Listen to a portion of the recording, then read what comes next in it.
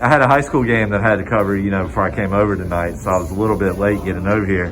But I'm sitting here looking at the box score, 18-3 in the second quarter. I mean, to me, that's definitely one of the big differences. What was it that was so special about that second quarter that allowed y'all to, kind of outscore Pfeiffer like you did?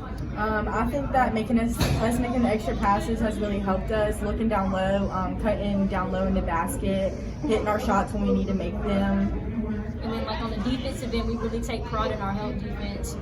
We take pride in getting rebounds and getting stops. That's a problem that we had when we first started out, and so I feel like that's why, as a team, that we were able to withhold them only 3 points. Yeah, because I noticed. I mean, there was a toughness out there today that y'all were scrapping. Yeah, well, I mean, that's what you got to be. I was just talking with Abby and your coaches about it in there, and said, when you've got a limited amount of games and limited amount of time to do things, you got to do what you got to do. So, all right, and obviously, I'm not telling y'all anything new.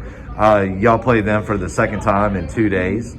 Really, what was the difference between the two Pfeiffer teams that you saw between yesterday and tonight? I think yesterday I think they had energy, but they didn't have enough energy like they did today. And they really came out there and they really came out for us. At first, I was like, oh my gosh, they're gonna have this game.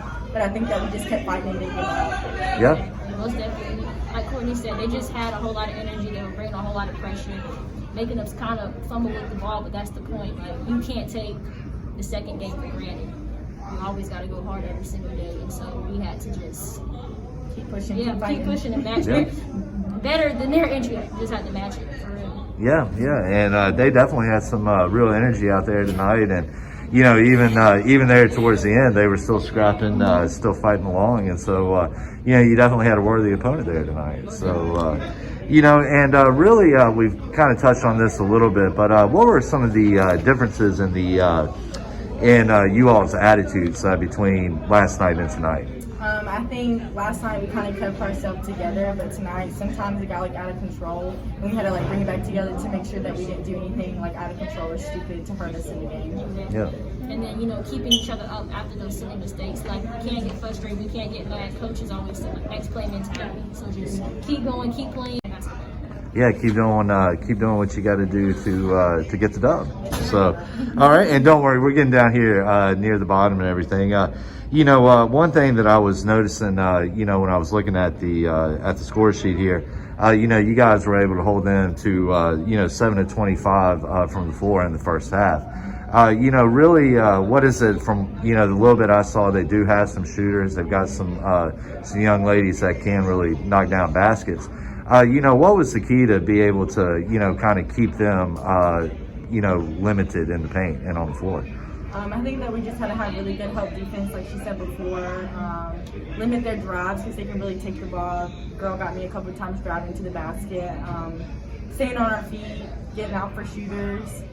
Knowing the game plan, knowing the personnel, like Courtney said, they were a drive-first team. So we had to keep our hands up. We had to stay disciplined because we did get in foul trouble at some points. But we know the personnel, so just staying on our feet, keeping our hands up, and helping. Yeah. So, all right. And last question, I'll let you ladies get on here and celebrate this victory a little bit. One thing that I was looking at here, in the first half as well, and really the percentage kind of just because you took so few of them, it really doesn't speak to how successful you were. 4 of 6 from the free throw line in the first half. Now that you're getting down into the nitty gritty of the season, you got Wesleyan coming up. You got the tournament around the corner. How is that performance from the free throw line really going to factor into your success from here? I think it's going to come into a really big play and part of our game, because if we can't make our free throws, then if that's what keeps happening, they keep fouling us and we have to go, then we're going to have to make those shots. There's going to be big shots. Big shots, they matter. And then on the other hand, it's we have to be aggressive and willing to go in there and get hit and take that contact so we can get to the free throw line, because like Courtney said, those points do matter in the end. Wesleyan's definitely scrappy, so we got to limit our turnovers and be able to make good passes, quick passes, play good defense because they can take those one-on-one. So you got to do the exact same thing that they're doing to you, that you got to attack them just as hard.